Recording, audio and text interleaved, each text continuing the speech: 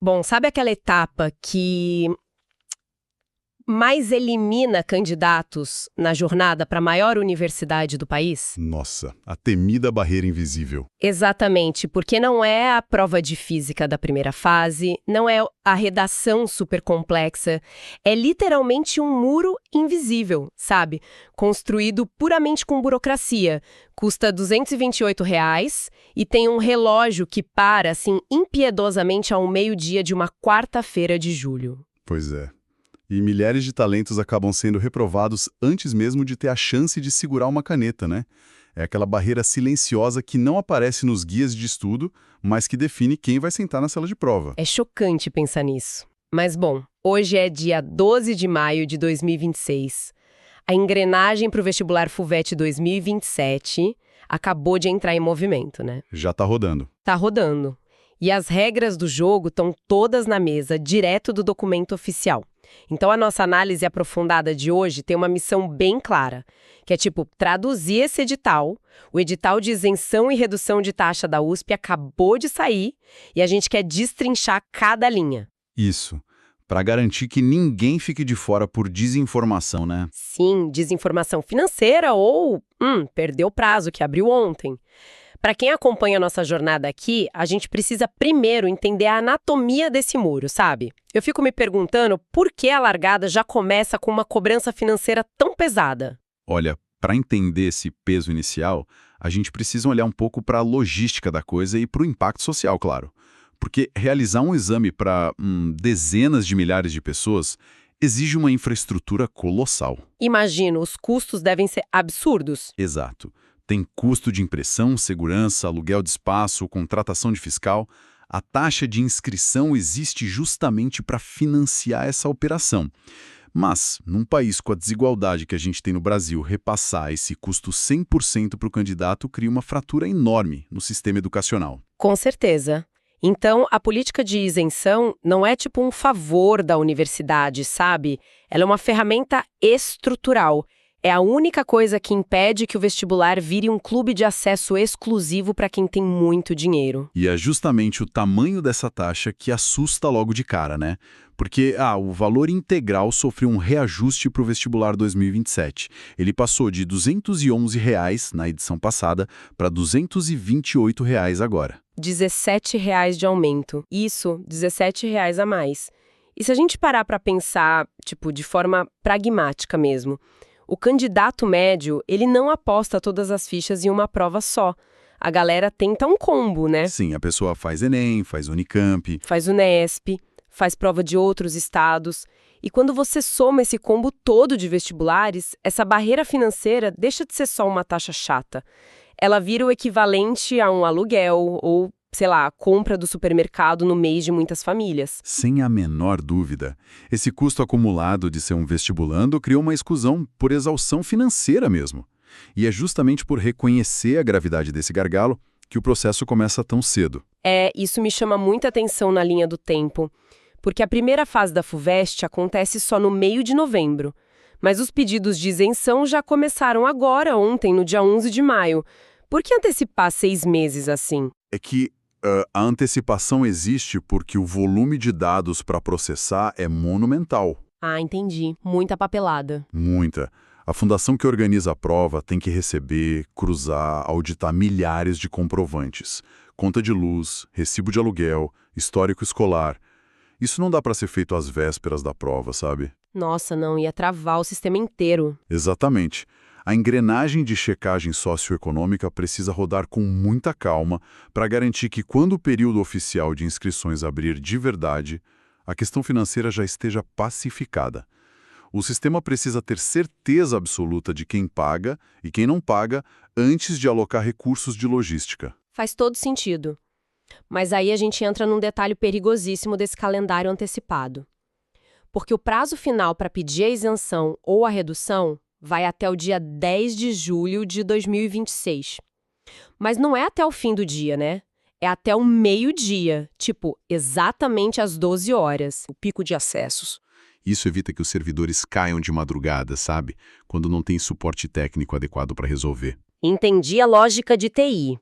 Mas Nossa, do ponto de vista de quem está em casa preenchendo as coisas, é a receita perfeita por desastre. Total. Porque a pessoa assume que tem até as 23 horas e 59 minutos do dia 10, aí resolve deixar para enviar aquele último comprovante na hora do almoço. E quando aperta atualizar, a porta da universidade bate na cara dela. É assustador. Um atraso de 1 minuto em julho custa o ano inteiro de preparação. É um teste implacável de disciplina, né? O rigor administrativo do vestibular começa bem antes de cobrarem qualquer fórmula de matemática na prova. Sim. Então, bom, já que pagar R$ 228 ou arriscar perder o prazo são cenários que precisam ser evitados a todo custo, vamos avançar para o núcleo duro do documento. A matemática de quem tem o direito de escapar desse valor. Porque, olha, lendo o edital oficial, eu fiquei com a sensação de estar num labirinto de leis. A linguagem não é das mais amigáveis. Esse é o momento que a gente precisa separar os candidatos em duas grandes categorias. Tem quem tem direito à isenção total, que não paga absolutamente nada, e quem tem direito a uma redução de 50%, paga só a metade. Tá, vamos começar pela regra que me pareceu mais direta, que é a isenção total. Lendo o documento do Conselho Curador da FUVEST, quem comprova uma renda bruta mensal por pessoa da família de até R$ 2.431,50 ganha 100% de isenção, certo? Isso mesmo. A barreira financeira cai por terra. Perfeito. Mas quando a gente vai olhar a redução de 50%, a lógica dá uma quebrada. Porque existem duas vias diferentes que parecem, brigar pelo mesmo espaço no edital. E aí que a leitura superficial derruba a galera. Deixa eu tentar desenhar isso para quem está escutando. É tipo você tá num aeroporto, prestes a pegar um voo internacional que é operado por duas companhias aéreas ao mesmo tempo. Imagina que a renda da família seja a bagagem. Boa analogia. Então, se a mala pesa até aquele limite de 2.431, o passageiro passa direto no portão VIP da isenção total. Ninguém cobra nada dele. Mas se a mala passa desse peso, ele é jogado para a fila do desconto de 50%. O problema é que nessa fila parece que as autoridades não concordam sobre o limite de peso da mala, né? Exato. Uma regra interna diz uma coisa e uma lei externa diz outra bem diferente. Sim, pelo Conselho Curador, quem tem renda entre os R$ 2.431 até R$ 4.863 consegue pagar metade. É uma margem super ampla. Só que, na linha de baixo do documento, eles citam uma lei estadual, a Lei 12.782. E essa lei diz que quem tem renda de até R$ 3.242 tem direito à redução. Peraí. Isso me parece muito confuso. Se eu sou candidato, eu não quero saber de instâncias de poder, eu só quero desconto no boleto, porque a organização não simplifica e usa só a regra mais ampla de quase R$ 5.000. Qual que é o gargalo aí? O gargalo é a diferença entre a autonomia da universidade e uma imposição do legislativo. A sua analogia do voo foi perfeita, porque de um lado você tem a USP, que tem autonomia administrativa. O conselho curador deles faz as contas lá e decide, olha, o nosso orçamento permite dar 50% de desconto para famílias que ganham até R$ 4.863. Essa é a regra da casa. Ok, a regra deles. Isso. Do outro lado, existe o Estado de São Paulo. A Assembleia Legislativa criou essa Lei 12.000, que não é exclusiva para a FUVEST. Ela vale para qualquer concurso público ou vestibular do estado inteiro. E essa lei carimba um teto fixo de R$ 3.242 para garantir a meia taxa. Ah, então a universidade é obrigada a colocar a lei estadual no edital, mesmo já tendo a regra própria deles que é maior. Exatamente. Como instituição pública do Estado, a FUVEST não pode simplesmente ignorar a legislação. Eles precisam avisar o candidato, olha, você pode pedir o desconto pela nossa regra interna ou você pode invocar a lei estadual se você se encaixar nela. Na prática, para quem ganha até os 3.000 e pouco, as duas portas vão dar no mesmo desconto de 50%. A redundância está ali por uma questão de conformidade legal, sabe? Nossa, é um reflexo claro de como a burocracia pública opera em camadas, né? Uma em cima da outra. Sim, não é focado na lógica do usuário. Pois é. Isso faz sentido, mas me leva para outra dúvida. No meio dessa sopa de números e leis, eu vi uma exceção muito brilhante no documento. Um verdadeiro passe livre que nem olha para a conta bancária. Ah, você está falando dos cursinhos populares. Em cursinhos populares, mantidos por entidades e estudantes da própria USP, ganham a isenção total. Ponto final. Não precisa entrar nessa matemática toda de limites de renda. Qual a estratégia por trás disso? Olha, é uma estratégia de puro reconhecimento e eficiência. A universidade sabe que as próprias entidades estudantis dela já fazem uma triagem socioeconômica super rigorosa para aceitar alunos nesses cursinhos comunitários, entende? Ah, eles já comprovaram a renda antes de entrar no cursinho, então. Exato. Em vez de obrigar o candidato a provar essa vulnerabilidade financeira 2 vezes, tipo uma para o cursinho e outra para o vestibular, a instituição simplesmente integra o ecossistema, confirma que está matriculado lá na entidade e pronto. A isenção é concedida. Nossa, poupa um trabalho enorme para todo mundo. Sim, é uma ponte direta que valoriza o trabalho da extensão universitária e corta uma burocracia desnecessária. Uma atitude rara e muito inteligente. Mas, para a grande maioria que precisa seguir o caminho normal, se a isenção fosse baseada só na renda crua, o sistema seria falho, né? Porque, pensa bem, como impedir que alguém que tem um contra-cheque baixo no papel, mas teve a vida inteira bancada em escola de elite por parentes, tire a vaga de quem realmente precisa? É por isso que a conta bancária não é o único critério e o histórico escolar entra na jogada, certo? Perfeito. Ter a renda dentro daquele limite lá dos 2.000 e pouco é só a primeira chave. Para girar a fechadura da isenção via conselho curador, a origem escolar tem que bater com essa vulnerabilidade econômica. O sistema exige perfis muito específicos para evitar essas distorções que você comentou. Vamos mapear esses perfis para o pessoal entender. A regra de ouro, que é a mais tradicional, é ter cursado todo o ensino médio no sistema público de ensino. Sim, a clássica. Mas o documento também traz um fôlego para quem está ali no meio da transição, né? Se a pessoa estudou os 2 primeiros anos na rede pública e na hora da inscrição está cursando o 3º ano também numa pública, ela está qualificada. O que faz total sentido prático. Porque em maio, o candidato ainda não tem o diploma na mão, né? O sistema aceita a trajetória em andamento sem problema nenhum. Que bom! E além desse formato tradicional, o edital também abraça o pessoal que concluiu os estudos por vias alternativas.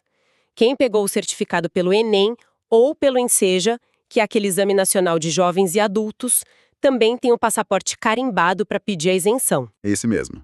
Mas quando a gente entra no território das escolas privadas, aí as regras ficam, assim, extremamente cirúrgicas. Eu diria até rigorosas demais. São exceções muito controladas. Sim, o documento lista instituições que não são do Estado, mas oferecem gratuidade. Por exemplo, escolas do Sistema S, tipo Senai, SESI, Senac. Como elas são financiadas pela indústria e dão formação técnica gratuita, os alunos de lá têm direito. Correto. Mas a última categoria é a que gera, maior debate. Alunos de escolas particulares tradicionais podem pedir, desde que tenham estudado com bolsa de estudo integral ou uma bolsa que seja superior a 50% do valor da mensalidade. É aí que a frieza do desenho da política pública fica muito evidente. Eu quero focar justamente nessa frieza. Pensa num cenário do mundo real.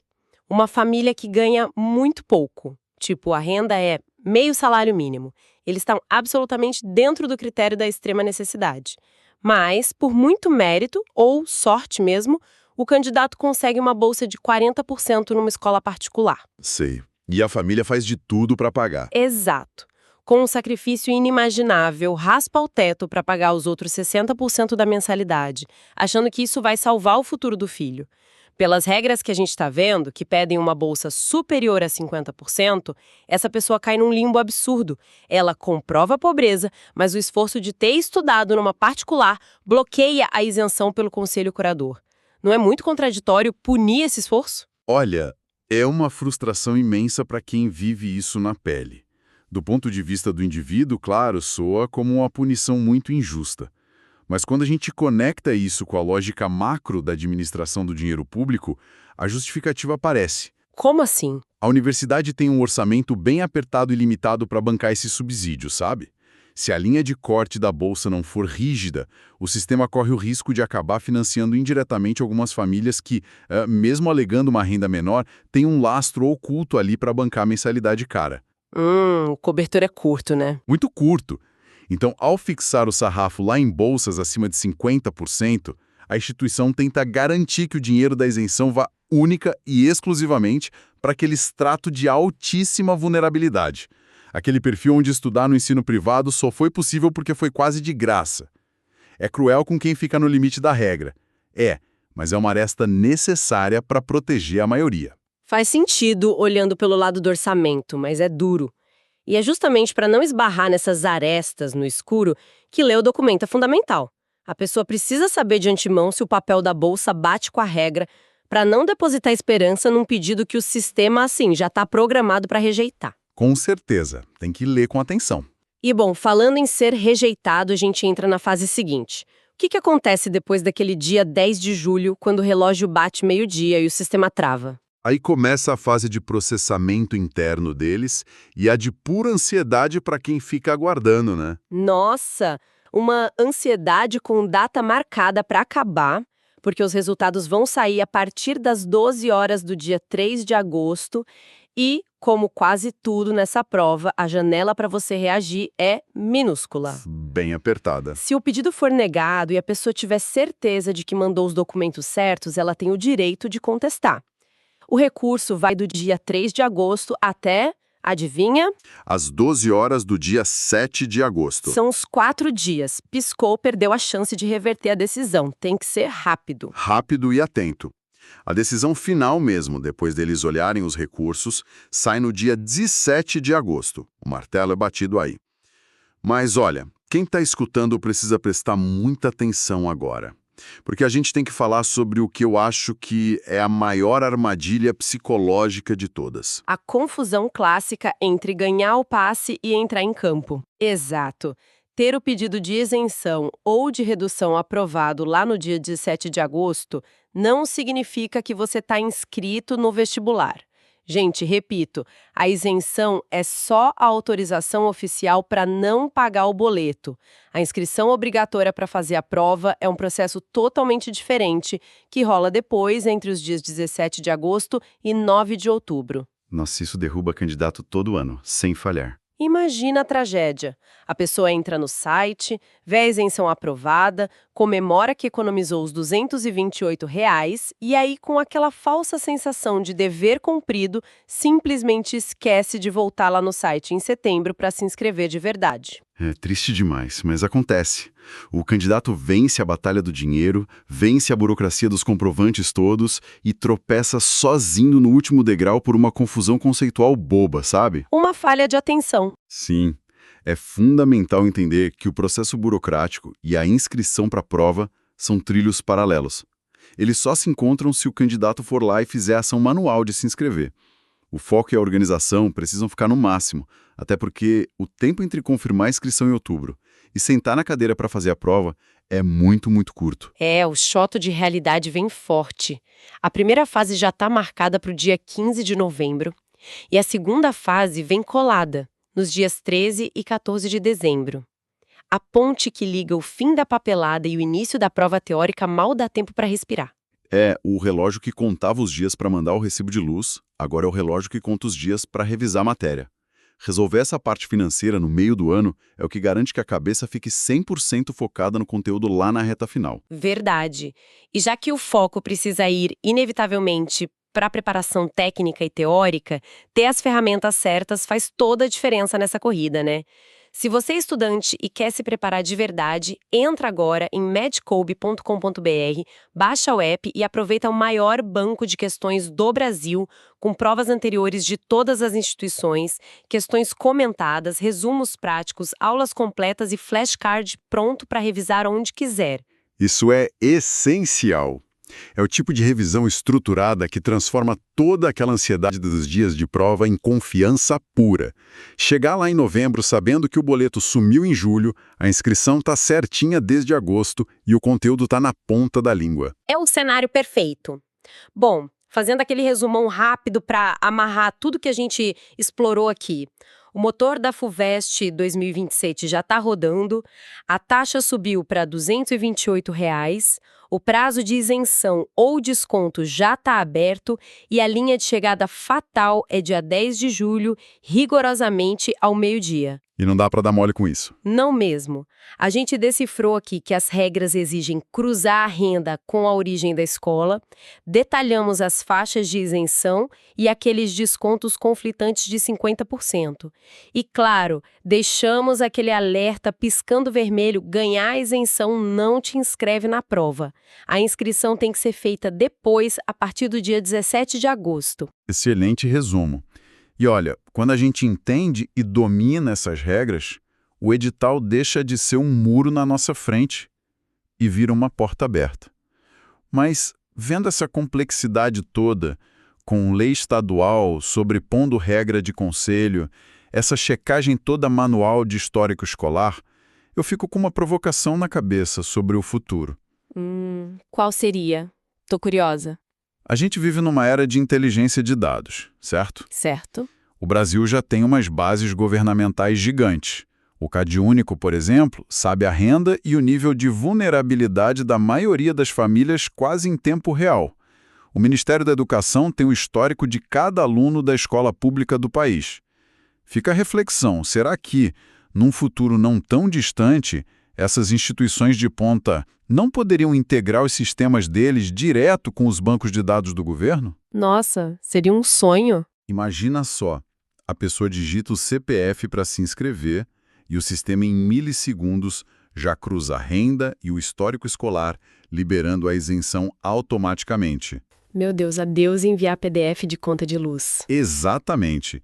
O labirinto de prazo, a agonia de entrar com recurso, o risco bizarro de perder a prova porque o relógio bateu meio-dia, isso tudo desapareceria de vez. Seria brilhante. O fim definitivo da tal barreira invisível que a gente falou no começo. A burocracia deixaria de testar a saúde mental da galera antes mesmo da prova de química. Tomara que a gente chegue lá logo. Tomara mesmo.